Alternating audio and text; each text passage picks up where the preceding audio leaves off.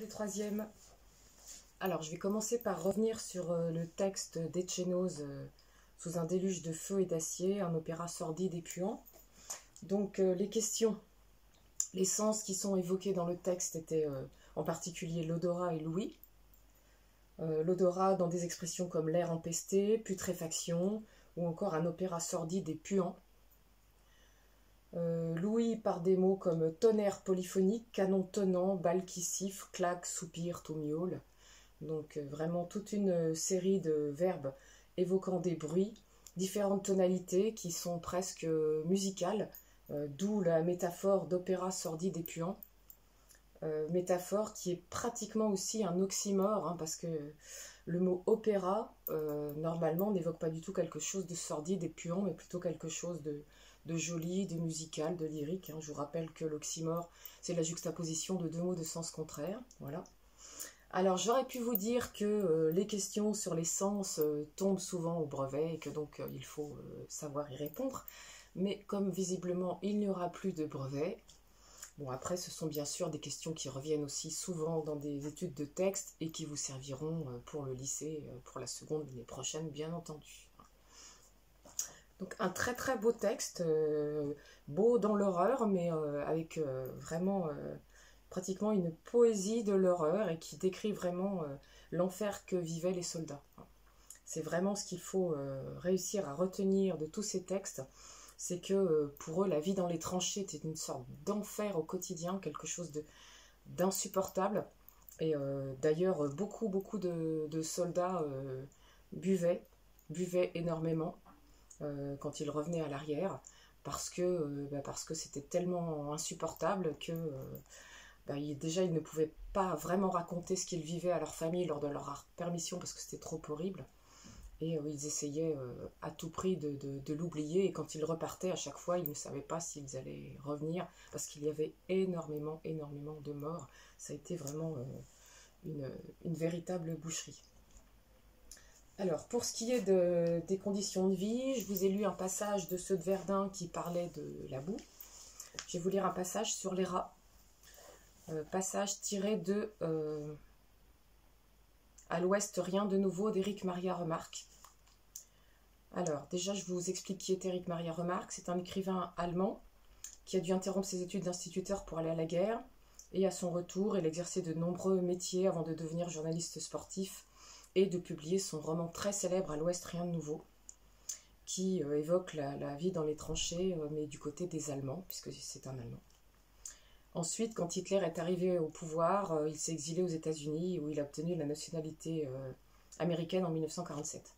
Alors, dans ce passage, il évoque les rats comme un véritable ennemi supplémentaire, un véritable danger dans toute son horreur.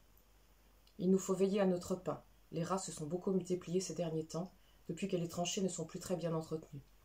Détrine prétend que c'est le signe le plus certain que ça va chauffer. Détrine, c'est un de ses camarades. Les rats sont ici particulièrement répugnants du fait de leur grosseur. C'est l'espèce qu'on appelle rats de cadavre. Ils ont des têtes abominables, méchantes et pelées, et on peut se trouver mal rien qu'à voir leur queue longue et nue. Ils paraissent très affamés. Ils ont mordu au pain de presque tout le monde. Crop, c'est un autre camarade, tient le sien enveloppé dans sa toile de tente sous sa tête, mais il ne peut pas dormir parce qu'il lui court sur le visage pour arriver au pain. Détring a voulu être malin. Il a fixé au plafond un mince fil de fer, il y a suspendu sa musette avec son pain. Lorsque pendant la nuit il presse le bouton électrique de sa lampe de poche, il aperçoit le fil en train d'osciller. Un rat bien gras est à cheval sur son pain. Finalement, nous prenons une décision.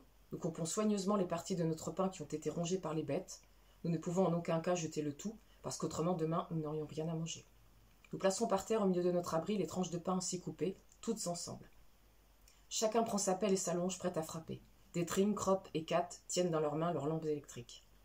Au bout de quelques minutes, nous entendons les premiers frottements des rats qui viennent mordiller le pain. Le bruit augmente. Il y a maintenant une multitude de petites pattes.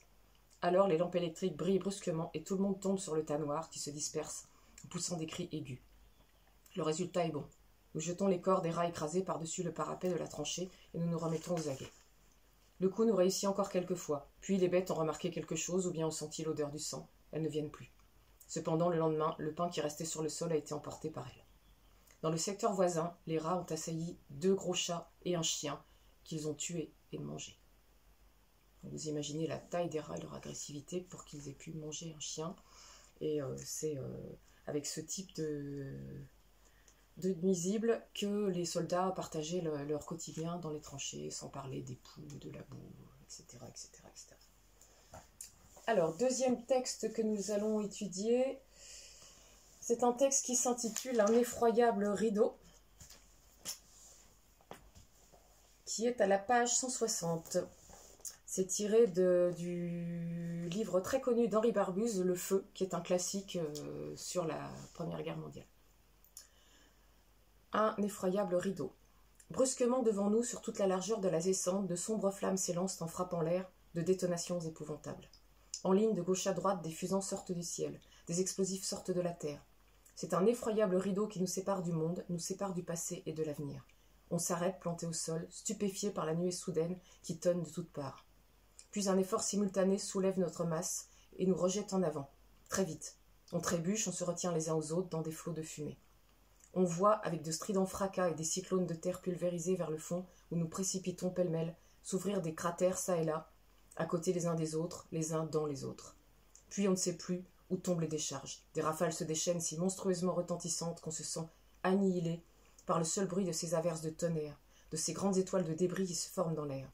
On voit, on sent passer près de sa tête des éclats avec leurs cris de fer rouge dans l'eau. À un coup, je lâche mon fusil tellement le souffle d'une explosion m'a brûlé les mains. Je le ramasse en chancelant et repars tête baissée dans la tempête à lueur fauve, dans la pluie écrasante des laves, cinglée par des jets de poussière et de suie. Les stridences des éclats qui passent vous font mal aux oreilles, vous frappent la nuque, vous traversent les tempes, et on ne peut retenir un cri lorsqu'on les subit. On a le cœur soulevé, tordu par l'odeur soufrée. Les souffles de la mort nous poussent, nous soulèvent, nous balancent.